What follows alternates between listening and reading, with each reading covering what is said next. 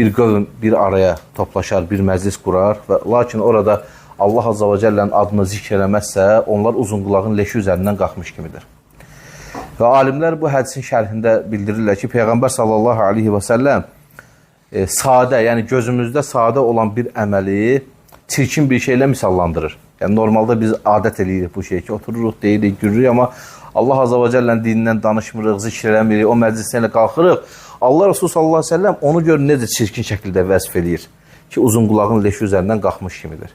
Yenə başqa bir hədisdə Allah Resulü sallallahu aleyhi və səlləm buyurur ki, Allah Azza və Cəllə dedi, qüdsi bir hədisdir. Vacəbət məhəbbəti, məhəbbətin vacib oldu. Lil mutəzəvirinə fiyyə, mənim üçün bir-birlərini ziyarət edənlərə.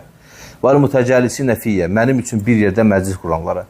Vəl mutəhabbinə fiyyə, mənim üçün bir-birlərini sevənlərə. Vəl mutəbədirinə fiyyə, mənim üçün bir-birinə arxa dayaqlanlara.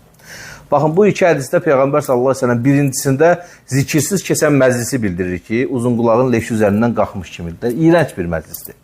Digər yönündə isə zikir olunan məclisdən danışır ki, Allah üçün zikr olunan məclisdə Allah Azza və Cəllənin sevgisini qazanırsan. Və bu həyatda nə üçün yaşayır ki? Dünya təlaşamız olur, çətinliklərimiz olur, dünya bizə alladır, amma əsas yenə məqsədimiz nədir? Rəbbimizin sevgisini qazana bilmək. Və ona görə zikir məclisləri, gözəl qardaşlarım, çox önəmlidir. Çalışın zikir məclislərdə iştirak edin.